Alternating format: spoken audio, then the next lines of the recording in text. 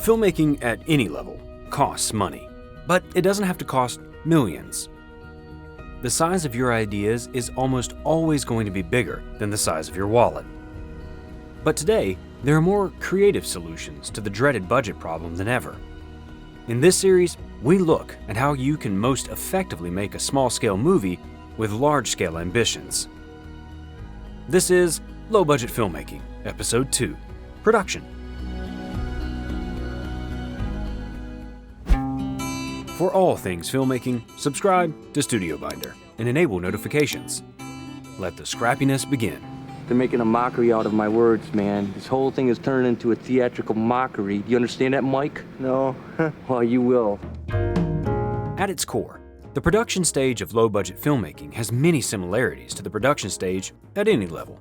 The goal is the same: to capture all the footage necessary to make your film. There are some key differences, however. Production always moves faster than a filmmaker would like, but on low-budget projects, production typically moves even faster. Time is money, and if you don't have a lot of money, you don't have a lot of time. The key for successful low-budget production, then, is to be prepared to milk every day for all it's worth. Robert Rodriguez puts it simply: if you want to make a movie for a really low budget, you can't spend on anything. You have to refuse to spend. I mean, that's just basically how you do it. You refuse to spend on anything. Because time and resources are scarce, production is all about finding efficiencies without sacrificing the final product. One of the key areas where these kind of efficiencies can be found are in locations. Finding the right location for any movie is paramount, and on small-scale projects, it's even more important. It is vital to find a location that does work for you. Often, this means that a location already has the perfect look without requiring much set dressing. In other words, low-budget films, especially ones with multiple locations, typically shoot on location, rather than building multiple elaborate sets. This, of course, saves money, but it also can add to the authenticity of the movie. I say show yourself, spirit!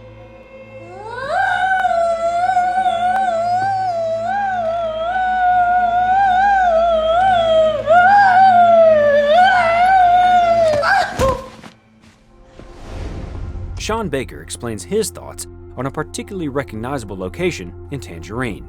We always knew that Donut Time had to be a part of it. It's iconic. It was the hub that many of these girls used at night for shelter.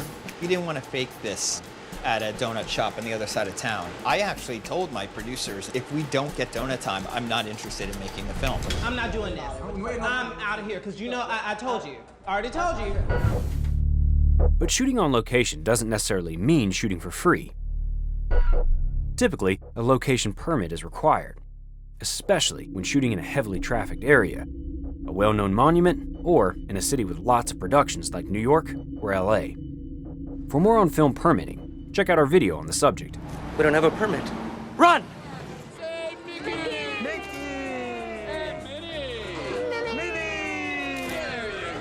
If your production is small enough, it is possible to shoot guerrilla style without permits.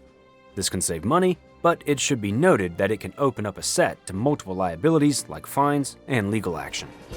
Hey, hon, we're over here by the castle. Just wondering where you are. Call me when you get this, okay? Where's Daddy? I don't know. Let's go find him, okay? A calling card of many low-budget films is a limited amount of locations. This limits the amount of time spent on company moves, makes logistics simpler, and yes, keeps costs down. Sam Raimi, for example, designed The Evil Dead to take place largely in one cabin, which required patience, ingenuity, and some elbow grease to get it right. Scene 23, take 4, sound 367.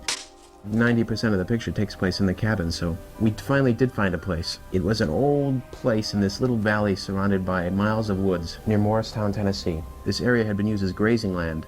In fact, these cows and cattle had knocked down the door of this place, and there was about 6 inches of cow dung. The cameraman and the production assistants and everyone was shoveling out cow dung for a week, and we ripped out walls, tore out the ceiling, made a studio out of the place. As Raimi's story attests, sometimes the location isn't perfect upon arrival. The key then is to decorate it as smartly and cheaply as possible.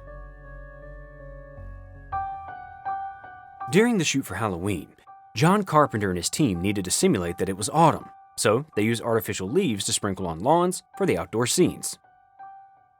To save money, they would reuse these leaves from location to location, taking the time to clean them up and transport them.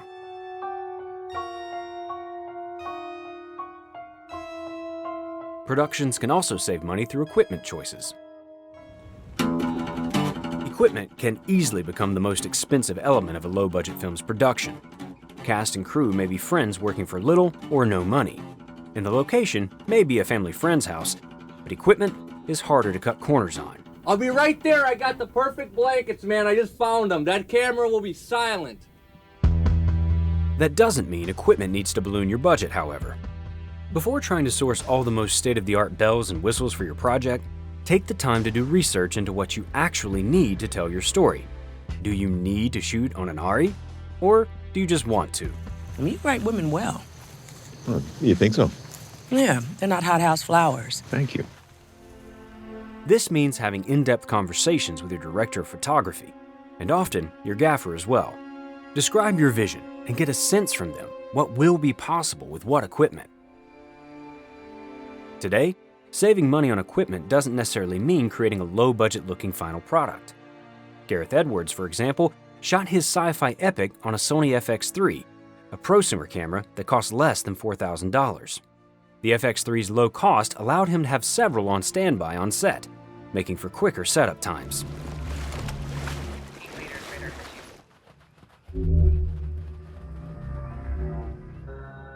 And shooting on a cheaper camera can be creatively desirable. Steven Soderbergh explains his reasoning for shooting Unsane on an iPhone. It was really a creative choice. Like, it wasn't a budgetary issue. I could have shot it on anything. I felt like this movie would be well served by my ability to put a lens anywhere I wanted in a matter of seconds. Do you think you'd be proud of you? How you've turned out? If you do feel like a higher-end camera is necessary for your production, there are still ways to cut costs. First, reach out to rental houses with a one-pager describing your film and why it would be exciting for them to be involved. If you're transparent about your budget, many houses will be willing to work with you, or at least meet you halfway. Second, reach out to your network. Many videographers have their own gear, and if they're a friend, may be able to give you a better deal than a traditional route. Or you can get more creative, like John Waters. We had to have that big, heavy 16mm camera with a brace that weighed a ton. They didn't have video then or anything. That was the kind of camera they used to make the news. And so I paid this guy that paid cameramen from the TV stations to illegally take the cameras out a weekend and bring it to me. Patient. Another time, another story. Lens choices, too, should be economical. Robert Rodriguez explains why he used a zoom lens for El Mariachi. This is how you get 5 shots in one take.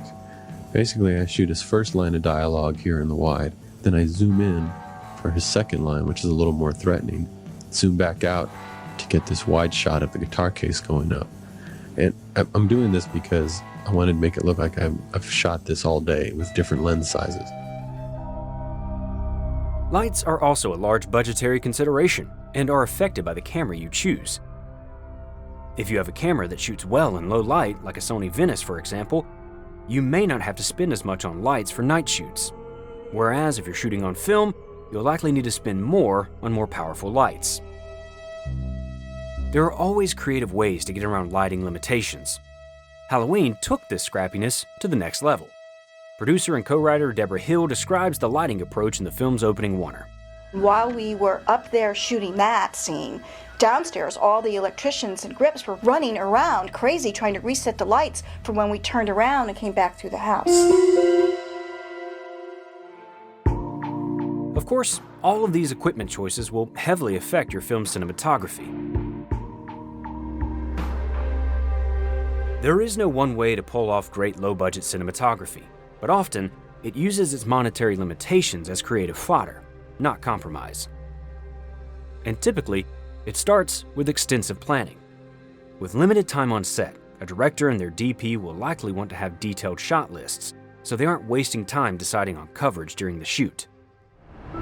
When shot listing, economy is key. The fewer setups, the better. So decide which shots are absolutely necessary, and mark the ones that you only want so that you can cut them on set if need be. You can even decide which shots you want to prioritize as the most impressive. Christopher Nolan describes his approach in following. But I wanted to have the first scene be a very controlled, competently made piece of filmmaking so that when you see the rest of the film is all a Bolex, not even on the shoulder because you can't put it on the shoulder, but bouncing around and walking around the streets and following people and all of that it would be clear that that were deliberate.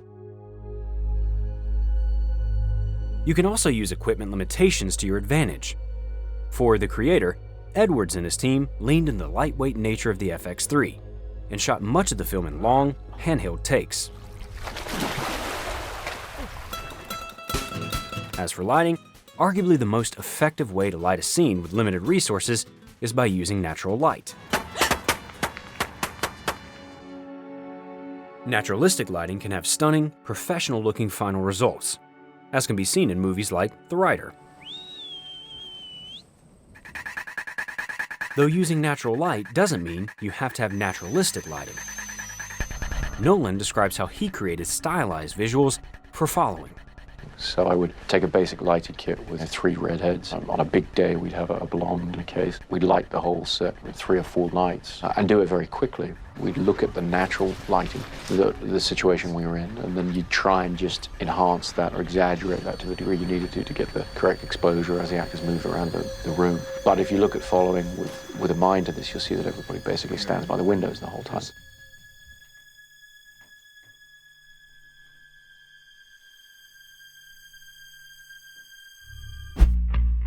With the bare necessity of equipment, time, and personnel, low-budget production is no walk in the park. But it's far from impossible. It just takes some determination. And if you're feeling determined, get started with Studio Binder's pre-production software. For our next episode, we'll see how a film gets finished, on budget, in post-production. Until then, remember, you've got to start somewhere.